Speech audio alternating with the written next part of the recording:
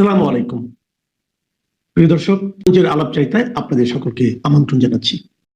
অন্তর্বর্তী সরকারের উপদেষ্টাদের বিরুদ্ধে দুর্নীতির অভিযোগ আর সেফ এক্সিট খোঁজার গল্প কিছুটা ম্রিয়মাণ হয়ে গিয়েছে। এবার আর শুধু অভিযোগ নয়, রীতিমতো হুঙ্কার এসেছে, তাও আবার সরকারের মিত্র জামায়াত ইসলামের পাওয়ারফুল নেতার কাছ থেকে। জামায়াত ইসলামের নায়েবে আমির সৈয়দ আব্দুল্লাহ মোহাম্মদ তাহের কোনো রকমের রাগঢাক না রেখেই সরকার উপদেষ্টাদের হুঁশিয়ারি দিয়েছেন। বলেছেন, অন্তর্বর্তী সরকার উপদেষ্টা মণ্ডলীর ফোনালাপের রেকর্ড তাদের হাতে আছে। তার কঠিন শর্ত, উপদেষ্টারা না শুধরালে সেই রেকর্ড জনসমক্ষে ফাঁস করে দেওয়া হবে। কিছুদিন আগে সবচেয়ে কাছের মিত্র কিংবা নিয়োগকর্তা বলে পরিচিত এনসিপি নেতা নাহিদ ইসলাম উপদেষ্টাদের প্রতারণা আর সেফ এক্সিট খোঁজার চেষ্টার কথা জানিয়েছিলেন। সে রেশ কাটতে না কাটতে আর এক মিত্র জামাত ইসলামের নেতা গোপন কথোপকথন রেকর্ড ফাঁসের হুমকি দিলেন। রাজনৈতিক বিশ্লেষকদের প্রশ্ন, এই হুমকি কি রাজনৈতিক ব্ল্যাকমেলের হাতিয়ার, নাকি সরাসরি অন্তর্বর্তী সরকারের নীতি নির্ধারণী প্রক্রিয়াকে প্রভাবিত করার জন্য প্রয়োগ করা তথ্যযুদ্ধের এক ভয়াবহ চরমপত্র? লক্ষ্য যাই হোক, অন্তর্বর্তী সরকারের প্রতি মিত্রদের এমন প্রতিক্রিয়ায় অন্তর্বর্তী সরকারের অবস্থা হয়ে দাঁড়িয়েছে সেই প্রবাদের মতো, কার ঘরে ফেরে সে ঘরেই মারে। মাত্র 15 মাস আগে যে সরকার জনগণের আস্থায় প্রতিষ্ঠিত হয়েছিল, আর যারাই তাদের নিয়োগ করেছিল, সেই নিয়োগকর্তাদের হাতে থাকা রেকর্ডের ফাইলে ভেঙে পড়বে সরকারের মেরুদণ্ড। তার চেয়েও বড় প্রশ্ন হলো, হঠাৎ করে এনসিপির পর জামাত ইসলামের নেতাও কেন ফাঁস করার হুমকি দিলেন ফোনালাপ? সে প্রশ্নের উত্তর খুঁজতে চলুন যাওয়া যাক বিশ্লেষণে।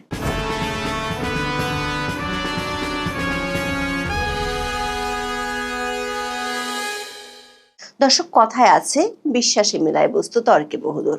গত বছরের 8ই আগস্ট একমাত্র ক্ষমতাচ্যুত আওয়ামী লীগ ছাড়া বাকি প্রায় সব দলের অকুণ্ঠ বিশ্বাস আর সমর্থন নিয়ে সিংহাসনে বসেছিল অধ্যাপক ইউনূসের অন্তর্বর্তী সরকার। কিন্তু মাত্র কয়েক মাসেই সেই বিশ্বাস আজ প্রশ্নের মুখে। শুরুর দিকে সরকারের কয়েকজন উপদেষ্টা ও তাদের সহযোগীদের বিরুদ্ধে দুর্নীতির অভিযোগ ওঠে, কিছু কিছু খবর গণমাধ্যমে প্রকাশিত হয়। 1 বছর পার হলে গত 9ই আগস্ট দুর্নীতির সবচেয়ে গুরুতর অভিযোগটি তোলেন বিএনপি চেয়ারপারসন খালেদা জিয়ার একান্ত সচিব এবিএম আব্দুস সাত্তার। তিনি দাবি করেন, অন্তর্বর্তী সরকারের 8 জন উপদেষ্টার সীমাহীন দুর্নীতির প্রমাণ তার কাছে রয়েছে।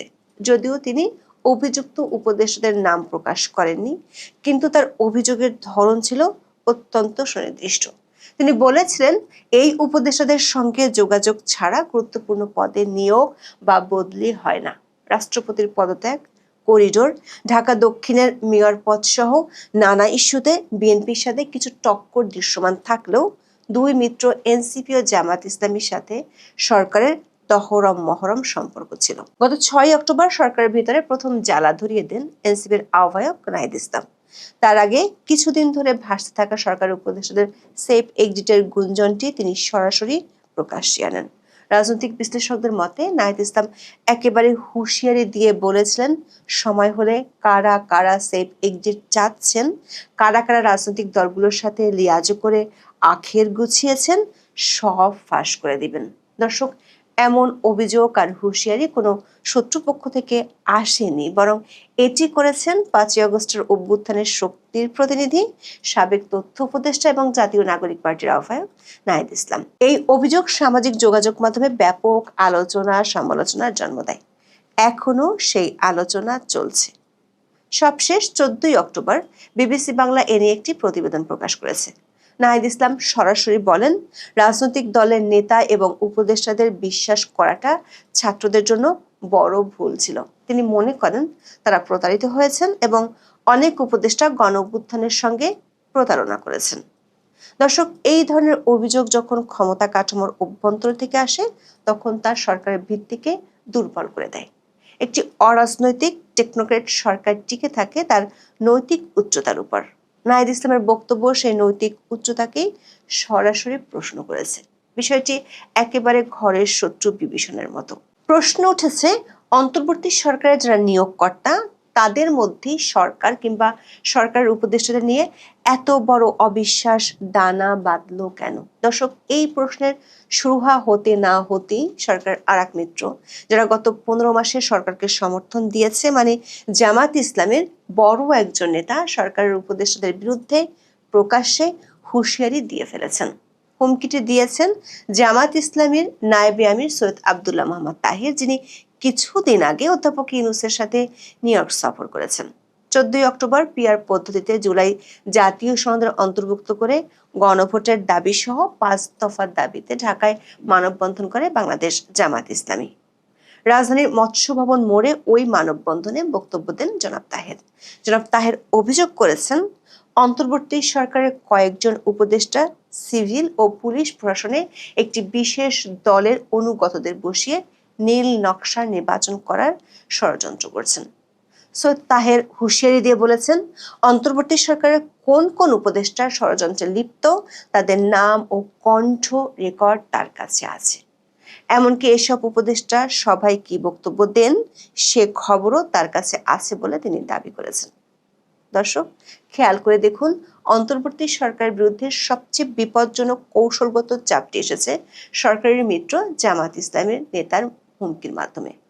প্রশ্ন হলো, উপদেষ্টাদের গোপন কথোপকথনের রেকর্ড জনসমক্ষে ফাঁসের কি চরমপত্র আছে? অনেকে মনে করেন এটি কেবল রাজনৈতিক চাপ নয়, বরং সরকারকে বাধ্য করার একটি কৌশলগত ব্ল্যাকমেলও হতে পারে। সৈয়দ তাহেরের বক্তব্যের পরের অংশ বিশ্লেষণ করলে বিষয়টি অনেকটা পরিষ্কার হবে। কারণ এখানে গুরুত্বপূর্ণ প্রশ্ন হলো, নাহিদ ইসলামের পর সৈয়দ তাহেরও প্রায় একই ধরনের অভিযোগ করেছেন। জনাব তাহের বলেছেন, নির্বাচনের সুষ্ঠু হওয়ার জন্য সরকারকে নিরপেক্ষ হতে হয়, সিভিল ও পুলিশ প্রশাসনকে নিরপেক্ষভাবে ভূমিকা রাখতে হয়। কিন্তু জামাত ইসলামের কাছে মনে হয়েছে সে নিরপেক্ষ প্রশাসন, সিভিল ও পুলিশ প্রশাসনকে দলীয়করণ করার জন্য এক মহা ষড়যন্ত্র হচ্ছে। আব্দুল্লাহ মোহাম্মদ তাহের উদাহরণ দিয়েছেন, নির্বাচনের জন্য, বিশেষ করে নির্বাচনের সাথে সংশ্লিষ্ট উচ্চপদস্থ কর্মকর্তাদের নিয়োগ বদলির জন্য জনপ্রশাসন সচিব খুব গুরুত্বপূর্ণ ভূমিকা রাখে। সম্প্রতি চুক্তিভিত্তিক জনপ্রশাসন সচিব নিয়োগ দিয়েছে সরকার। সৈয়দ তাহেরের অভিযোগ, এই জনপ্রশাসন সচিব নিয়োগের ক্ষেত্রে সরকার জামাত ইসলামীকে যে কথা দিয়েছিল সেটি রাখেনি। দর্শক, কিছুদিন আগে তথ্য উপদেষ্টা মাহফুজ আলম প্রকাশ্যে অভিযোগ করেন, গত বছর 8ই আগস্ট সরকার গঠনের পর বিএনপি ও জামাত প্রশাসন থেকে শুরু করে সবখানে নিজেদের লোক বসিয়েছে। জামাত নেতা তাহেরও বললেন, জনপ্রশাসন সচিব একটি দলের প্রতি অনুগত। শুধু তাই নয়, পুলিশের নিয়োগের ক্ষেত্রে একই অবস্থা চলছে বলে দাবি করেন জনাব তাহের। যদিও সৈয়দ তাহের দলটির নাম উচ্চারণ করেননি, কিন্তু পরিস্থিতি বিবেচনায় এটি পরিষ্কার তিনি বিএনপির দিকেই ইঙ্গিত করেছেন। তার অভিযোগ, সরকারের 4 থেকে 5 জন উপদেষ্টা একটি বিশেষ দলের পক্ষে সব নিয়োগকে নিয়ন্ত্রণ করে একটি দলের দলীয় সরকারে পরিণত করার চেষ্টা করছে। দর্শক, গত 15 মাসে বিএনপি মোটা দাগে 3 উপদেষ্টার বিরুদ্ধে অভিযোগ করেছিল। লন্ডন বৈঠকের পর সে অভিযোগগুলো হাওয়ায় মিলে গেছে। তবে জামাত ইসলামের পক্ষ থেকে সরকার কিংবা সরকারের উপদেষ্টাদের বিরুদ্ধে এতদিন কোনো অভিযোগ আসেনি। সরকারের জন্য তার চেয়ে বেশি উদ্বেগের বিষয় হলো, নাহিদ ইসলামের মতো সৈয়দ তাহেরও নাম ধাম ফাঁস করে দেওয়ার হুমকি দিয়েছেন। নাহিদ বলেছেন নাম ফাঁস করার কথা, সেখানে জনাব তাহের একেবারে কণ্ঠ রেকর্ডও ফাঁস করার হুমকি দিয়েছেন। প্রশ্ন হলো, পরপর 2 মিত্র থেকে এমন হুমকি কেন? সৈয়দ তাহেরের মন্তব্য থেকে এটি পরিষ্কার, সরকার নিয়োগের ক্ষেত্রে তাদেরকে দেয়া কথা রাখেনি। বিশ্লেষকরা মনে করেন, একটি প্রভাবশালী রাজনৈতিক দল যেটি সরকারের মিত্র হিসেবে পরিচিত, সে দলের পক্ষ থেকে সরকারের গুরুত্বপূর্ণ নীতি নির্ধারকদের ফোনালাপ ফাঁস করে দেওয়ার হুমকি সরাসরি অন্তর্বর্তী সরকারের নীতিগত সিদ্ধান্ত গ্রহণে প্রভাব ফেলবে। যদি উপদেষ্টারা না শুধরান বা দলটির প্রতি প্রত্যাশিত রাজনৈতিক নমনীয়তা না দেখান, তবে এই রেকর্ডগুলো হবে তাদের বিরুদ্ধে প্রয়োগ করা তথ্যযুদ্ধের প্রধান হাতিয়ার। জামাত ইসলামের নেতার এই হুমকিটি আপাত দৃষ্টিতে একটি সংশোধনের দাবি মনে হলেও এর রাজনৈতিক ভাষা অত্যন্ত সুচিন্তিত এবং কৌশলগত। প্রশ্ন হলো, উপদেষ্টাদের না শুধরানো বলতে আসলে কি বোঝাতে চেয়েছেন? না শুধরালে শব্দটি ইঙ্গিত করে উপদেষ্টারা হয়তো জামাতের প্রত্যাশিত কিছুর প্রতি রাজনৈতিক নমনীয়তা দেখাচ্ছেন না, অথবা সরকারের নীতিগত অবস্থান দলটির অনুকূলে নেই। এমনিতেই গুরুত্বপূর্ণ ব্যক্তিদের ফোনালাপ ফাঁস হওয়া বাংলাদেশে নতুন কিছু নাই, কিন্তু গত বছরের 5ই আগস্টের পর যখন রাষ্ট্রীয় প্রতিষ্ঠানগুলোকে রাজনীতি মুক্ত করার কথা ছিল, তখনও নিয়মিতভাবে ফোনালাপ ফাঁস হওয়ার ঘটনা উদ্বেগ বাড়িয়েছে। যদি সত্যি জনাব তাহের তার হাতে থাকা রেকর্ডগুলো ফাঁস করে দেন, তবে তা অন্তর্বর্তী সরকারের ভাবমূর্তি চরমভাবে ক্ষুণ্ণ করবে এবং তাদের দুর্বলতাগুলো জনসমক্ষে চলে আসবে। এর সাথে যদি নাহিদ ইসলামও প্রতারক সেই উপদেষ্টাদের নাম বলে দেন, তাহলে চরম অস্তিত্ব সংকটে পড়বে অধ্যাপক ইউনূসের পরিষদ। দর্শক, পরিস্থিতি এমন দাঁড়িয়েছে, অধ্যাপক ইউনূসের পরিষদের অবস্থা এখন শ্যাম রাখি না কুল রাখির মতো। বিএনপির চাহিদা পূরণ করতে গেলে এনসিপি আর জামাত ইসলামী ষড়যন্ত্রকারী উপদেষ্টাদের নাম ফাঁস করার হুমকি দিচ্ছে। আবার বিএনপি নেতারাও এখনো 2 ছাত্র উপদেষ্টার পদত্যাগ দাবি করেই যাচ্ছে। জামাত এনসিপির দিকে সরকারের সখ্যতা দেখলে বিএনপি নেতারাও হুমকি দিতে ছাড়েন না। এমন শাখের করা তার ব্ল্যাকমেলের মুখে সরকার এখন তাসের ঘরের মতো ভঙ্গুর অবস্থায় দাঁড়িয়ে আছে। প্রশ্ন হলো, এই তাসের ঘর কতদিন টিকবে?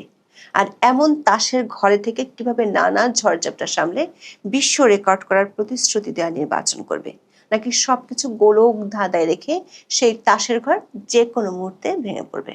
এখন এই পর্যন্ত। সবাই ভালো থাকুন, সুস্থ থাকুন, নিরাপদে থাকুন। দেখা হবে আগামী পর্বে।